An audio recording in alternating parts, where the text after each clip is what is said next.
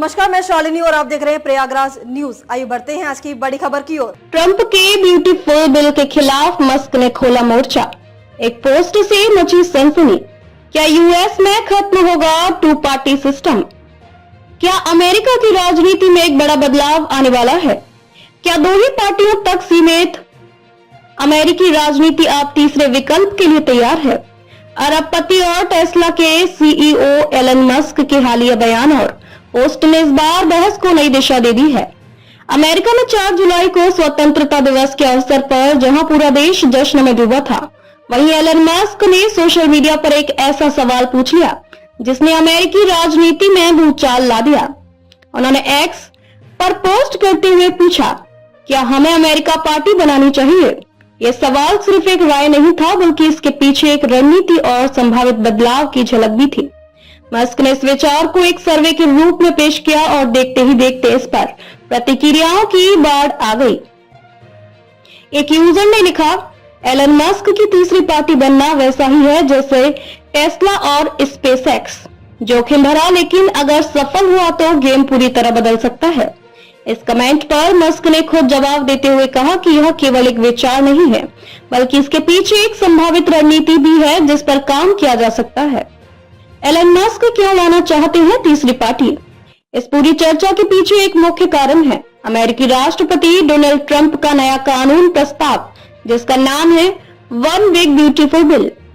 इस बिल को लेकर मस्क और ट्रंप के बीच गहरा मतभेद सामने आया है। इस बिल के तहत आने वाले 10 वर्षों में अमेरिका के फाइनेंशियल बजट पर अनुमानित रूप से $3.3 ट्रिलियन का अतिरिक्त बोझ बढ़ सकता है। एलन मस्क का मानना है कि यह कानून आर्थिक रूप से आत्मघाती हो सकता है, जिससे सरकार की खर्चीली योजनाएं और अक्षमता और बढ़ेगी। टेक इंडस्ट्री और स्टार्टअप्स पर प्रभाव। एलन मस्क का मानना है कि यह बिल खासकर टेक कंपनियों और स्टार्टअप सेक्टर पर बुरा असर डालेगा। उनका कहना है कि इससे नवाचार रुकेगा और बाजार में प्रतिस्पर्धा पर गलत असर पड़ेगा। मस्क के मुताबिक यह बिल केवल दिखावटी है और देश को आर्थिक रूप से पीछे धकेल देगा। ट्रंप की प्रतिक्रिया।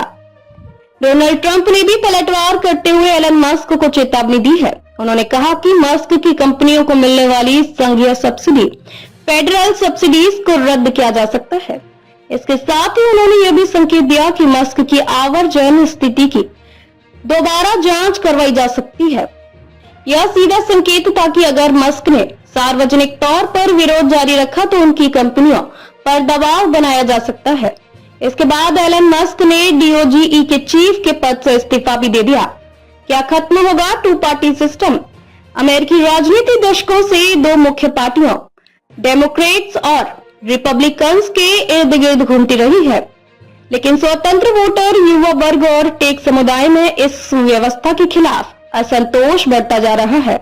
क्या अमेरिका अब सिर्फ 2 पार्टी नहीं बल्कि 3 विकल्पों के साथ आगे बढ़ेगा? और क्या एलन मस्क वाकई में एक राजनीतिक आंदोलन खड़ा कर सकते हैं? इन सवालों के जवाब आने वाले समय में मिलेंगे, लेकिन इतना तय है कि यह चर्चा अब थमने वाली नहीं है। इस तरह की और गहराई से विश्लेषण वाली खबरों के लिए जुड़े रहिए। धन्यवाद।